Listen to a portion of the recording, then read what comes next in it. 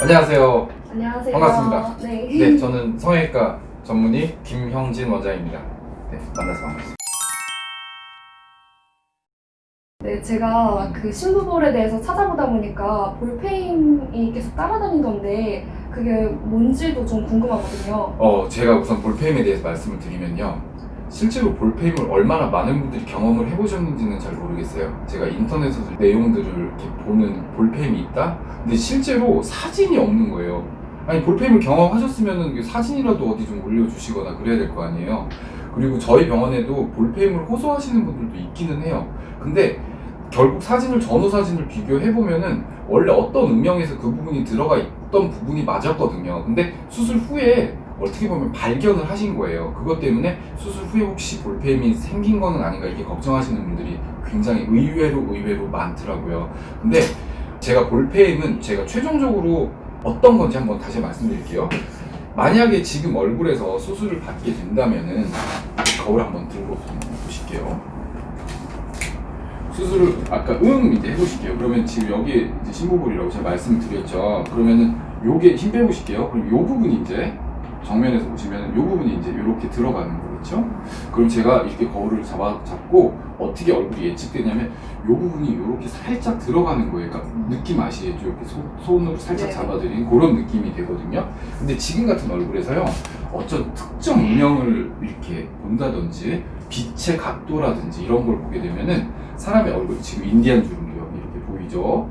그리고 광대 밑에는 꺼지는 게 없는데, 이것도 예전에 제가 한번 유튜브에서 설명을 드린 적이 있었고, 힘 빼보실게요 이제요. 그러면은 지금 보면 팔자주름 있는 부분에서 심부볼로 이행되는 부분 앞쪽 부위부터 살짝 좀 꺼진 게 보이시죠? 살짝 보이세요? 이쪽은 좀 덜하죠. 근데 이쪽 부분이 조금 비해서 꺼져 있죠. 그러니까 이 눈에 제가 이렇게 막 자세히 보면은 보이는 어떤 구조들, 원래 들어가 있던 구조들이 지금 여기하고 여기 두 군데 벌써 발견이 되어 있고요. 그리고 근데 광대 밑에는 전혀 꺼짐이 없어요. 그러면은 수술을 했다 치자 이거야. 그러면은 이분은 만약에 수술하게 된다면은 볼페임이 저에게 올까요? 라고 그러면은 피부 두께도 얇으신 편이긴 하거든요.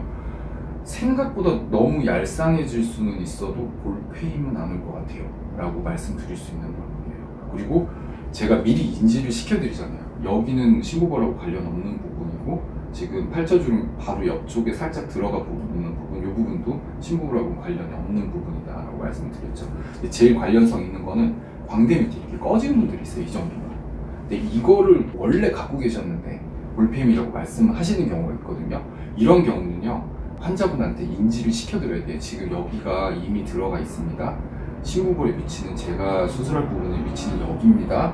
근데 이 부분을 빼게 되면은 이렇게 연결돼서 보이는 경우가 있습니다. 그래서 간혹 이 부분이 전체가 들어가니까 이거를 볼페임으로 생각하실 수가 있는데, 이건 볼페임이 아니라 이미 위쪽에 꺼져 있는 부분 때문에 아래쪽이 들어가니까 이게 연장돼서 보이는 겁니다. 근데 그걸 하시고도 깨달지 못하시는 분들도 있는데, 또 어떻게 사진 찍거나 이러다 보면은 이렇게 연장돼서 있는 걸 인지하시는 분들도 있어요. 나중에 발견하시는 분들도 있거든요. 그러면 제가 미리 말씀드린 경우라면은 그때 여기를 좀 채우라고 권고를 해주셨는데 그때 좀 채울 걸 그랬어요 라고 말씀하시던지, 아니면은 이제 나중에 경과 보고 채우겠습니다 이제 뭐 그런 경우가 있겠죠.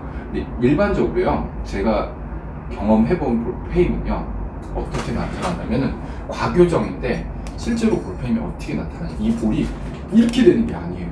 이렇게 되는 게 볼페임이 아니고요, 제가 아주 드물게 볼페임이라고 제 스스로도 이게 약간의 과교정 플러스 볼페임이라고 생각되는 경우가 아주 드물게 있고, 물론 교정은 가능합니다. 근데 어떻게 나타나냐면요, 요 모양 같아요.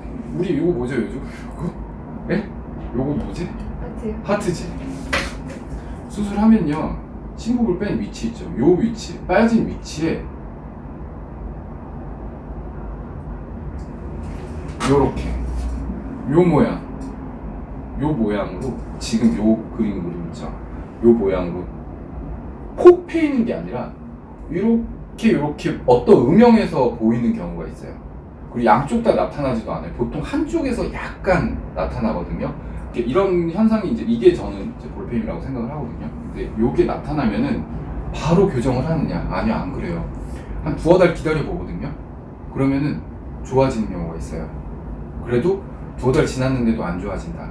그러면요, 아주 미세하게 자가지방 이식을 해서 이 부분을 메꿔드리면은 아주 편편하게 그렇게 되거든요. 그래서 이 볼페임에 대해서 너무 걱정을 하시는 분들이 많아서 제가 오늘 제가 경험해본 환자들이 호소하시는 진정한 그 불편함과 또 볼페임과 그리고 그걸 저도 받아들일 때 아 이게 수술 후에 나타날 수 있는 볼페임이라고 생각하는 거는 요렇게 요렇게 요런 모양으로 요렇게 작게 나타나요. 근데 이게 고기가 폭 패이는 게 아니라 어떤 각도에서 보여요.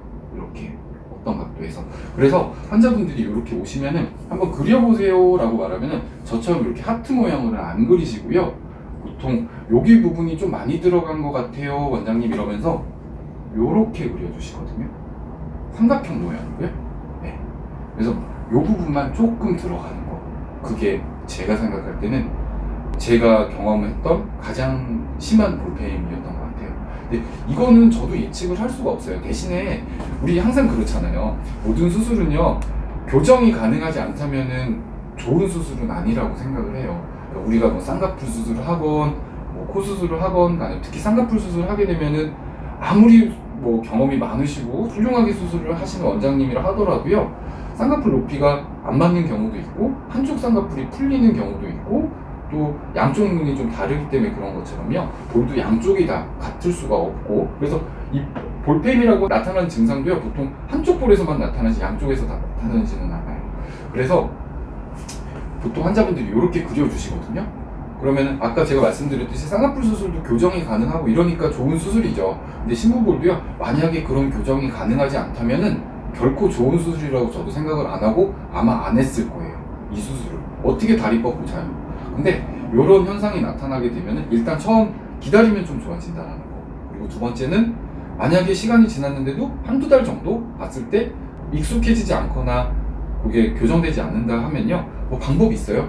허벅지나 뭐 옆구리에서 아주 소량의 지방을 채취해서 뭐 이식해서 마무리하면요, 한 번 정도로 끝나거든요. 한 1, 2분 정도의 과정으로 아주 간단하게 편하게 불편함 없이 붓기 없이 붓기는 뭐 있을 수는 있습니다.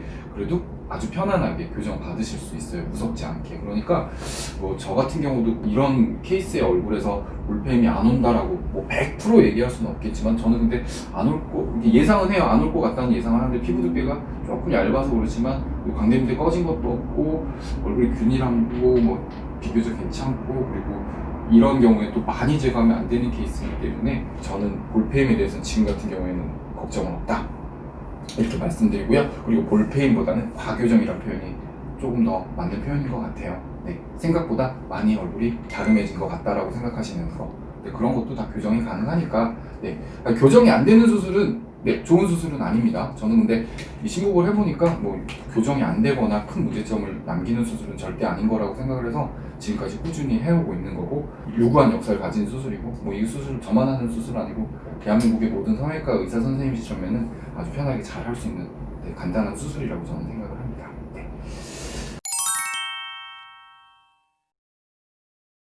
원장님 그러면 과교정이 되더라도 이식으로 다시 좋아질 수 있다고 하셨는데 그럼 이식을 주기적으로 받아야 되는 건지 그것도 궁금하거든요.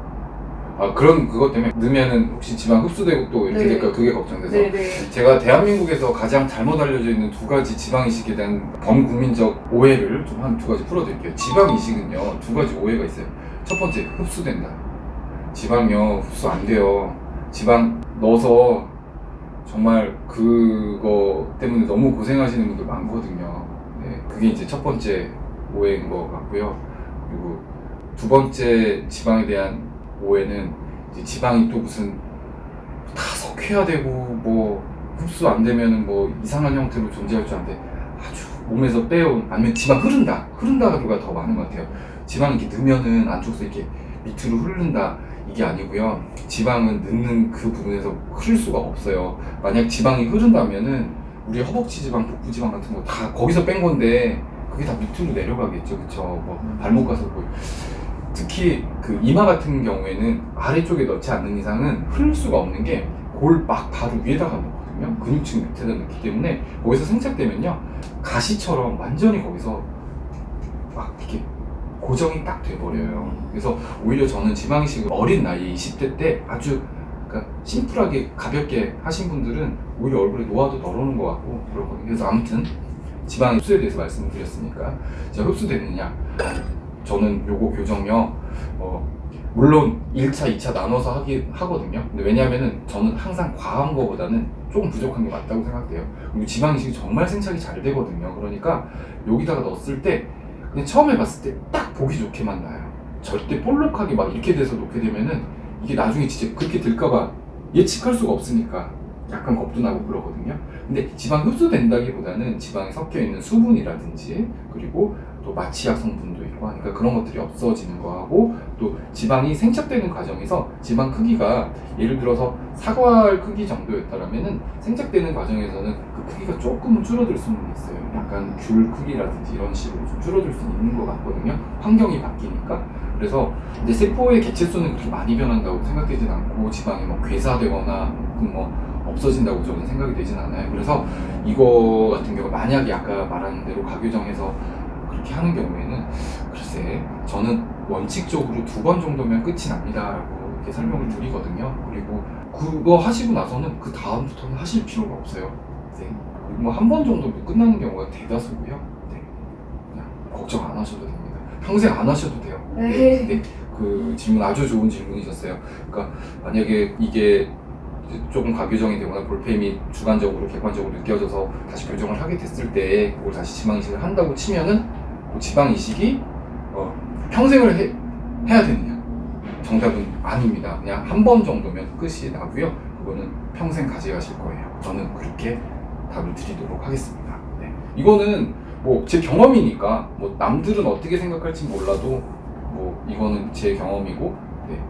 많은 환자분들이 이런 상황이 있었을 때 그 이상 넘어가는 경우도 없었으니까 네, 전 그렇게 확실하게 답을 드리겠습니다. 네.